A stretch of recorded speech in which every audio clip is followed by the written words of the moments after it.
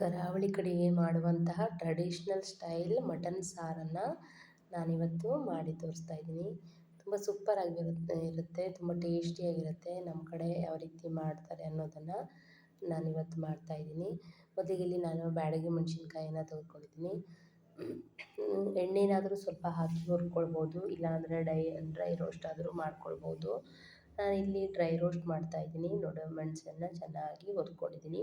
ಇಲ್ಲಿ ನಾನು ಬ್ಯಾಡಗಿ ಮೆಣಸನ್ನು ತೆಗೆದುಕೊಂಡಿದ್ದೀನಿ. ಹಾಗೆ ಒಂದೆರಡು ಟೇಬಲ್ ಸ್ಪೂನ್ ಆಗುವಷ್ಟು ಧನಿಯಾ ಬೀಜನ ತಗೊಂಡು ಅದನ್ನು ಸಹ ಡ್ರೈ ರೋಸ್ಟ್ ಮಾಡ್ತಾಯಿದ್ದೀನಿ. ಧನಿಯಾ, ಜೀರಿಗೆ ಹಾಗೆ ಬಡೆ ಸೊಪ್ಪು ಇವು ಮೂರನ್ನು ಸಹ ಒಂದರಲ್ಲೇ ಹಾಕಿ ಡ್ರೈ ರೋಸ್ಟನ್ನು ಮಾಡ್ಕೊಳ್ತಾಯಿದ್ದೀನಿ. 2ರಿಂದ 3 ನಿಮಿಷಗಳ ಕಾಲ ಹುರ್ಕೊಂಡ್ರೆ ಸಾಕು. ಚೆನ್ನಾಗಿ ಅಂದರೆ ಜಾಸ್ತಿ ಹೊತ್ತು ಹುರಿಯೋದು ಬೇಡ, ಸ್ವಲ್ಪ ಕಲರ್ ಚೇಂಜ್ ಆಗಿದ್ದರೆ ಸಾಕು. ಅಷ್ಟು ಹುರ್ಕೊಂಡಾದ ನಂತರ 1 ಕಪ್ ಆಗುವಷ್ಟು, ಒಂದು ಕಪ್ಪಿಂದ 1.5 ಕಪ್ ಆಗುವಷ್ಟು ತೆಂಗಿನಕಾಯಿಯನ್ನು ತೆಗೆದುಕೊಂಡಿದ್ದೀನಿ. ಇದನ್ನು ಸ್ವಲ್ಪ ಚೆನ್ನಾಗಿ ಹುರ್ಕೊಳ್ಬೇಕು. ಇದೆಲ್ಲ ಹುರ್ಕೊಳ್ಳೋದ್ರಿಂದ ಸಾರಿನ ಘಮ ತುಂಬ ಚೆನ್ನಾಗಿ ಬರುತ್ತೆ ಮತ್ತು ಟೇಸ್ಟು ಸಹ ಚೆನ್ನಾಗಿ ಬರುತ್ತೆ. ಹಾಗೆ ನಾನು ತೆಂಗಿನಕಾಯಿ ಹುರಿಯೋ ಜೊತೆಗೆ ಅರಿಶಿನ ಹಿಟ್ಟನ್ನು ಸಹ ತೆಂಗಿನಕಾಯಿಗೆ ಸೇರಿಸಿ ಹುರ್ಕೊಳ್ತಾ ಇದ್ದೀನಿ. ಇದರಿಂದಲೂ ಸಹ ತುಂಬ ಚೆನ್ನಾಗಿರುವಂಥ ಅರೋಮ ಬರುತ್ತೆ.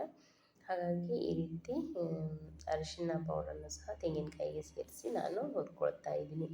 ಇವನ್ನೆಲ್ಲ ನಾನು ಇಲ್ಲಿ ಎಣ್ಣೆ ಹಾಕದಂತೆಯೇ ಡ್ರೈಯಾಗಿ ಹುರ್ಕೊಂಡಿದ್ದೀನಿ.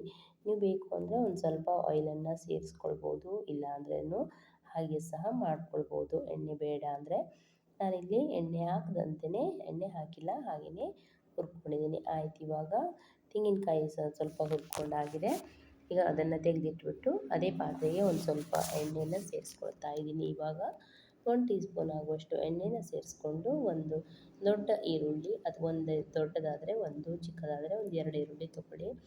ಎಷ್ಟು ಕ್ವಾಂಟಿಟಿಲಿ ಮಾಡ್ತೀನಿ ನೋಡಿ ಅಷ್ಟಕ್ಕೆ ಸಮನಾಗಿ ತೆಗೆದುಕೊಳ್ಳಿ. ನಾನಿಲ್ಲಿ ಒಂದು ಅರ್ಧ kg ಆಗುವಷ್ಟು ಮಾಡಿ ತೋರಿಸ್ತಾ ಇದ್ದೀನಿ. ಇಲ್ಲಿ ನಾನು ಒಂದು ದೊಡ್ಡ ಈರುಳ್ಳಿನ ತೆಗೆದುಕೊಂಡು ಕಟ್ ಮಾಡ್ಕೊಂಡಿದ್ದೀನಿ. ಈರುಳ್ಳಿ ಸ್ವಲ್ಪ ಫ್ರೈ ಆದ ನಂತರ ಈಗ ಅದಕ್ಕೆ ಟೊಮೆಟೊನ ನಾನು ಸೇರಿಸ್ಕೊಳ್ತಾ ಇದ್ದೀನಿ. ಈ ವಿಡಿಯೋ ಮಾಡಿಬಿಟ್ಟು ಏನಿಲ್ಲ ಅಂದರೆ 1-2 ತಿಂಗಳಾಯಿತು. ಹಾಗೆ ನನಗೆ ಅಪ್ಲೋಡ್ ಮಾಡಲಿಕ್ಕೆ ಆಗಿರಲಿಲ್ಲ. ಈಗ ಅದನ್ನು ಅಪ್ಲೋಡ್ ಮಾಡ್ತಾ ಇದ್ದೀನಿ. ಆನಂತರ ನಾನು ಟೊಮೆಟೊ ಸ್ವಲ್ಪ ಹುರ್ಕೊಂಡಾದ ನಂತರ ಒಂದು 4 ಹಸಿಮೆಣಸಿನ್ಕಾಯಿಯನ್ನು ಸಹ ಸೇರಿಸ್ಕೊಂಡಿದ್ದೀನಿ. ಇಲ್ಲಿ ನಾನು ಗರಂ ಮಸಾಲ ಅಂದರೆ ಕಲ್ಲು, ಮೆಣಸಿನಕಾಳು, ಗಸಗಸೆ, ಚಕ್ಕೆ, ಲವಂಗ, ಆಮೇಲೆ ಸ್ಟಾರ್ ಹೂವು ಎಲ್ಲವನ್ನೂ ಸ್ವಲ್ಪ ಸ್ವಲ್ಪ ಸೇರಿಸ್ಕೊಂಡಿದ್ದೀನಿ. ಗಸಗಸೆಯನ್ನು ಸಹ ಸೇರಿಸಿದ್ದೀನಿ. ಮೆಣಸಿನಕಾಳನ್ನು ಸಹ ನಾನಿಲ್ಲಿ ಸೇರಿಸ್ಕೊಂಡಿದ್ದೀನಿ. ಬ್ಯಾಡಗಿ ಮೆಣಸನ್ನು ಬಳಸಿದ್ದೀನಿ, ಕಾಳು ಮೆಣಸನ್ನು ಬಳಸಿದ್ದೀನಿ, ಹಾಗೆ ಹಸಿಮೆಣಸನ್ನು ಸಹ ಬಳಸಿದ್ದೀನಿ. ಇಷ್ಟನ್ನು ಸಹ ನಾನು ಸೇರಿಸ್ಕೊಂಡಿದ್ದೀನಿ. ಅದು ಸಹ ಖಾರ ಆಗಲ್ಲ, ಅದು ಅಷ್ಟನ್ನು ಸ್ವಲ್ಪ ಸ್ವಲ್ಪ ಸೇರಿಸ್ಕೊಂಡಿದ್ದೀನಿ. ಹಾಗೆಯೇ ರುಚಿಗೆ ಒಂದು ಸ್ವಲ್ಪ 1 ಇಂಚ್ ಆಗುವಷ್ಟು ಶುಂಠಿ, ಒಂದು 2 ಬೆಳ್ಳುಳ್ಳಿ ಗಡ್ಡೆ, ಇಷ್ಟು ಬೆಳ್ಳುಳ್ಳಿನ ಸೇರಿಸ್ಕೊಳ್ತಾ ಇದ್ದೀನಿ. ನಿಮ್ಮ ಹತ್ರ ಶುಂಠಿ ಬೆಳ್ಳುಳ್ಳಿ ಪೇಸ್ಟ್ ಇದ್ದರೂ ಅದನ್ನು ಸಹ ಸೇರಿಸ್ಕೊಳ್ಬೋದು, ಇಲ್ಲ ಅಂದರೆ ಈ ರೀತಿ ಮಸಾಲೆ ಮಾಡುವಾಗಲೇ ಅದನ್ನು ಹಾಕ್ಕೊಳ್ಬೋದು. ನಾನಿಲ್ಲಿ ಶುಂಠಿ ಬೆಳ್ಳುಳ್ಳಿನ ಸೇರಿಸ್ಕೊಂಡಿದ್ದೀನಿ. ಹಾಗೆಯೇ ಒಂದು ಹಿಡಿ ಕೊತ್ತಂಬರಿ ಸೊಪ್ಪನ್ನು ಸಹ ಸೇರಿಸ್ಕೊಂಡಿದ್ದೀನಿ. ಎಲ್ಲ ಫ್ರೈ ಆದ ನಂತರ ಕೊತ್ತಂಬರಿ ಸೊಪ್ಪನ್ನು ಹಾಕಿ ಒಂದು ಸ್ವಲ್ಪ ಹೊತ್ತು ಗ್ಯಾಸನ್ನು ಆಫ್ ಮಾಡಿಕೊಂಡು, ಬಿಸಿಲಿ ಇದನ್ನು ಸ್ವಲ್ಪ ಫ್ರೈ ಮಾಡಿಕೊಂಡ್ರೆ ಸಾಕು. ಪುದೀನ ಸೊಪ್ಪು ಸಹ ಇದ್ರೂ ಸ್ವಲ್ಪ ಸೇರಿಸ್ಕೊಳ್ಬೋದು, ಜಾಸ್ತಿ ಎಲ್ಲ ಒಂದು ಸ್ವಲ್ಪನೇ ಸೇರಿಸ್ಕೊಳ್ಬೋದು. ಇಷ್ಟನ್ನು ಹಾಕಿ ನೋಡಿ, ಇದೆಲ್ಲ ಹುರ್ಕೊಂಡಿದ್ದೀನಿ. ಈಗ ಅದನ್ನು ಚೆನ್ನಾಗಿ ರುಬ್ಬಿಕೊಳ್ಬೇಕು. ಅದು ನೈಸ್ ಅಂದರೆ ಸ್ವಲ್ಪ ತರಿಬೇಕು, ಜಾಸ್ತಿ ನೈಸು ಅಲ್ಲ. ನಾನಿಲ್ಲಿ ಗ್ರೈಂಡರಿಗೆ ಹಾಕಿಟ್ಕೊಂಡಿದ್ದೀನಿ. ಮಸಾಲೆನ ಗ್ರೈಂಡರಿಗೆ ಹಾಕಿ ಈ ಕಡೆ ನಾನು ಮಟನನ್ನು ಬೇಯಿಸಲಿಕ್ಕೆ ಒಂದು ಕುಕ್ಕರಲ್ಲಿ ಒಂದು ಸ್ವಲ್ಪ ತುಪ್ಪನ ಸೇರಿಸ್ಕೊಂಡಿದ್ದೀನಿ. ತುಪ್ಪ ಬೇಡ ಅಂದರೆ ಸ್ಕಿಪ್ ಮಾಡ್ಬೋದು. ಇದನ್ನು ತೆಂಗಿನಕಾಯಿ ಹಾಲಲ್ಲೂ ಬೇಯಿಸಿದ್ರು ತುಂಬ ಚೆನ್ನಾಗಿರುತ್ತೆ, ಸಾಫ್ಟಾಗಿ ಬೇಯುತ್ತೆ. ಮಟನ್ ಯಾವ ರೀತಿ ಇರೋದನ್ನು ನೋಡಿಕೊಂಡು ಬೇಯಿಸಬೇಕಾಗತ್ತೆ. ನಾನಿಲ್ಲಿ ಒಂದು ಸ್ವಲ್ಪ ಒಂದು ಅರ್ಧ ಚಮಚ ಆಗುವಷ್ಟು ತುಪ್ಪನ ಹಾಕ್ಕೊಂಡಿದ್ದೀನಿ. ಜಾಸ್ತಿ ತುಪ್ಪನ ಸೇರಿಸ್ಕೊಂಡಿಲ್ಲ, ಯಾಕಂದರೆ ಮಟನ್ನೇ ಎಣ್ಣೆ ಅಂಶ ಬಿಡೋದ್ರಿಂದ ಸ್ವಲ್ಪ ಕಡಿಮೆನೇ ಸೇರಿಸ್ಕೊಂಡಿದ್ದೀನಿ. ಹಾಗೆ ಒಂದು ಕರಿಬೇವನ್ನು, ಒಂದು ಕಡ್ಡಿ ಕರಿಬೇವು, ಹಾಗೆ ಒಂದು ದೊಡ್ಡ ಈರುಳ್ಳಿ, ಇಷ್ಟನ್ನು ಮತ್ತು ಒಂದು ಟೊಮೆಟೊನ ಹಾಕಿ ಚೆನ್ನಾಗಿ ಫ್ರೈ ಮಾಡ್ಕೊಳ್ತೀನಿ.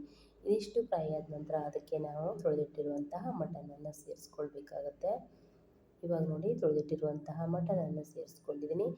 ಇದನ್ನು 1-2 ನಿಮಿಷ ಹೀಗೆ ಹುರ್ಕೊಂಡು ಇದಕ್ಕೆ ಬೇಕಷ್ಟು ಉಪ್ಪು ಸೇರಿಸಿ ನಾವು ಕುಕ್ಕರಲ್ಲಿ 3ರಿಂದ 4 ಸೀಟಿನ ತೆಗೆದುಕೊಳ್ಬೇಕು. 1 ಸೀಟಿನ ಸಿಮ್ಮಲ್ಲಿ ಇಟ್ಕೊಂಡು ತೆಕ್ಕೊಂಡ್ರೆ ಇನ್ನೊಂದು 2 ಅಥವಾ 3 ಸೀಟಿನ ದೊಡ್ಡಿಟ್ಟು ತೆಗಿಬೇಕು. ಆವಾಗ ಮಟನ್ ತುಂಬಾ ಚೆನ್ನಾಗಿ ಬೇಯುತ್ತೆ, ತುಂಬ ಸಾಫ್ಟಾಗಿ ಬೇಯುತ್ತೆ. ನೋಡಿ ಈಗ ಎಷ್ಟು ಫ್ರೈ ಆದ ನಂತರ ಉಪ್ಪೆಲ್ಲ ಚೆನ್ನಾಗಿ ಹಾಕ್ಕೊಳ್ಬೇಕು, ಅಂದರೆ ಉಪ್ಪೆಲ್ಲ ಅದಕ್ಕೆ ಇಳಿಬೇಕು. ನೀವು ಮಸಾಲ ಪೌಡ್ರ್ ಸೇರಿಸಿದ್ರೆ ಈ ಹಂತದಲ್ಲಿ ಸೇರಿಸ್ಬೋದು. ನೋಡಿ ಮಟನ್ ತುಂಬ ಚೆನ್ನಾಗಿ ಬೆಂದಿದೆ. ಇವಾಗ ನಾವು ರುಬ್ಬಿಟ್ಕೊಂಡಿರುವಂತಹ ಮಸಾಲನ ಸೇರಿಸ್ಕೊಳ್ಬೇಕು. ನೋಡಿ ಮಟನ್ ಬೆಂದಿದೆ ಇಲ್ಲೋ ಅಂತ ನಾನು ಚೆಕ್ ಮಾಡ್ಕೊಳ್ತಾ ಇದ್ದೀನಿ. ಇವಾಗ ನೋಡಿ ಅಷ್ಟು ತನಕ ಒಂದು ಮಸಾಲೆ ಎಲ್ಲ ರೆಡಿ ಆಯಿತು. ನಾನು ಗ್ರೈಂಡರಿಗೆ ಮಸಾಲೆನೇ ಹಾಕಿಟ್ಕೊಂಡಿದ್ದೆ. ಹಾಗೆ ಇಲ್ಲಿ ನಾನು ಕೆಲಸ ಎಲ್ಲ ಆಗುವಷ್ಟೊತ್ತಿಗೆ ಮಟನ್ ಸಹ ತುಂಬ ಚೆನ್ನಾಗಿ ಬೆಂದಿತ್ತು, ಹಾಗೆ ಮಸಾಲೆನೂ ಸಹ ರೆಡಿಯಾಗಿತ್ತು. ನೋಡಿ ಇವಾಗ ಮಸಾಲೆ ಹಾಕ್ಕೊಂಡು ನಮಗೆ ಯಾವ ಹದಕ್ಕೆ ಸಾಂಬಾರು ಬೇಕಲ್ಲ ಅದನ್ನು ನಾವು ಇಲ್ಲಿ ರೆಡಿ ಮಾಡ್ಕೊಂಡು, ನಮ್ಮ ಕರಾವಳಿ ಸೈಡಲ್ಲಿ ಹೀಗೆ ಪ್ರತಿದಿನವೂ ಮಸಾಲೆ ರುಬ್ಬಿ ಸಾರು ಮಾಡುವಂಥದ್ದು, ಮಟನ್ ಸಾರೆಲ್ಲ ಇದೇ ಥರ ಮಾಡುವಂಥದ್ದು, ಮಸಾಲ ಪೌಡರೆಲ್ಲ ಹಾಕಿ ಮಾಡುವಂಥದ್ದು ತುಂಬ ಕಡಿಮೆ ಮಾಡ್ತಾರೆ, ಸ್ವಲ್ಪ ತುಂಬ ಕಡಿಮೆ. ಈ ಥರ ಮಸಾಲೆ ರುಬ್ಬಿ ಮಾಡುವುದೇ ಹೆಚ್ಚು. ಇದು ತುಂಬ ಟೇಸ್ಟಿಯಾಗಿ ಬರುತ್ತೆ. ಈಗ ರುಚಿಗೆ ಎಷ್ಟು ಬೇಕು ನೋಡಿ ಅಷ್ಟು ಉಪ್ಪನ್ನು ಸೇರಿಸ್ಕೊಂಡು ಸಾರನ್ನು ಒಂದು ಹದವಾಗಿ, ಜಾಸ್ತಿ ದಪ್ಪನೂ ಬೇಡ ಜಾಸ್ತಿ ನೀರಾಗೂ ಬೇಡ, ಒಂದು ಹದವಾಗಿ ಮಾಡಿಕೊಂಡ್ರೆ ಸಾಕು. ಇಷ್ಟನ್ನು ಹಾಕಿ ಕುಕ್ಕರ್ ಲಿಡ್ಡನ್ನು ಕ್ಲೋಸ್ ಅಂದರೆ ಸೀಟಿ ಹಾಕಬಾರ್ದು, ಜಸ್ಟ್ ಮುಚ್ಚಿಟ್ಕೊಂಡು ಕುದಿಸಿದ್ರೆ, ಚೆನ್ನಾಗಿ ಕುದಿಸಿದ್ರೆ ಮಟನ್ ಸಾಂಬಾರು ರೆಡಿ ಆಗುತ್ತೆ. ತುಂಬ ಟೇಸ್ಟಿಯಾಗಿರುತ್ತೆ. ಅನ್ನದ ಜೊತೆ, ಮುದ್ದೆ ಜೊತೆ ಅಥವಾ ರೊಟ್ಟಿ, ಜೋಳದ ರೊಟ್ಟಿ, ಅಕ್ಕಿ ರೊಟ್ಟಿ, ರಾಗಿ ರೊಟ್ಟಿ ಯಾವುದ್ರ ಜೊತೆಗೂ ಸರ್ವ್ ಮಾಡಿದರೂ ತುಂಬ ಟೇಸ್ಟಿಯಾಗಿರುತ್ತೆ. ಇಡ್ಲಿ ಅಥವಾ ದೋಸೆ ಎಲ್ಲದಕ್ಕೂ ಸಹ ಕಾಂಬಿನೇಷನ್ ಆಗಿ ಚೆನ್ನಾಗಿರುತ್ತೆ ಮಟನ್ ಸಾಂಬಾರು, ತುಂಬ ಟೇಸ್ಟಿಯಾಗಿರುತ್ತೆ. ಹಾಗೆ ಮೇಲ್ಗಡೆಯಿಂದ ಸ್ವಲ್ಪ ಕೊತ್ತಂಬರಿ ಸೊಪ್ಪನ್ನು ಸಹ ಸೇರಿಸ್ಕೊಳ್ತಾ ಇದ್ದೀನಿ. ನಾನು ಕೊತ್ತಂಬರಿ ಸೊಪ್ಪನ್ನು ಜಾಸ್ತಿಯಾಗಿ ರುಬ್ಬುವಾಗಲೇ ಹಾಕ್ಕೊಳ್ತೀನಿ, ತುಂಬ ಟೇಸ್ಟಿಯಾಗಿರುತ್ತೆ. ರುಬ್ಬುವಾಗಲೇ ಹಾಕಬೇಕು, ಮೇಲಿಂದ ಸ್ವಲ್ಪ ಹಾಕಬೇಕು. ನೋಡಿ ಫೈನಲಿ ಮಟನ್ ಸಾಂಬಾರು ರೆಡಿಯಾಗಿದೆ. ತುಂಬ ಟೇಸ್ಟಿಯಾಗಿರುವಂತಹ ಮಟನ್ ಸಾರು ರೆಡಿ ಆಯಿತು. ನೀವು ಸಹ ಒಮ್ಮೆ ಟ್ರೈ ಮಾಡಿ ನೋಡಿ, ತುಂಬಾ ಚೆನ್ನಾಗಿ ಬರುತ್ತೆ. ಹೇಗೆ ಬಂತು ಅನ್ನೋದನ್ನು ನಮಗೆ ಕಮೆಂಟ್ ಬಾಕ್ಸಲ್ಲಿ ತಿಳಿಸೋದನ್ನು ಮರಿಬೇಡಿ. ಈ ಹಳ್ಳಿ ಸ್ಟೈಲಲ್ಲಿ ಮಾಡಿದರೆ ಮಟನ್ ಸಾಂಬಾರು ತುಂಬ ಚೆನ್ನಾಗಿರುತ್ತೆ. ನಮ್ಮ ಕರಾವಳಿ ಸೈಡು ಎಲ್ಲರೂ ಸಹ ಇದೇ ರೀತಿಯಾಗಿ ಮಾಡ್ತಾರೆ. Thank you for